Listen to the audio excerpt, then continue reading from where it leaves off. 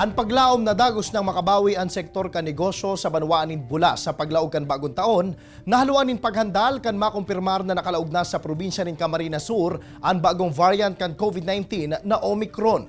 Kaya sigon ki Domingo Ayo kan DTI Negosyo Center Bula, nahiling niya ang posibilidad na masakitan liwat ang mga negosyante in kasong kaipuhanon ang liwat na pag-istrikto sa mga establishmento kumo pag-andam masin paglikay sa posibleng paglakop kan COVID-19 sa lugar.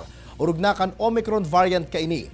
Kaya katakod kaini padagos subuot ang pag-inkaminar kan opisina ninda na mag-apply na nin safety seal at mga negosyante para sa dugang na proteksyon kan sa inda mga customer asin kan sa inda mismong mga empleyado. Kami po pala nagkukondukta kami last year 2021 itong safety seal para ma-maintain taan sa tuyang mga minimum health safety protocols na pinapatupad ng AITF. So padagos may po itong pigmo-monitor.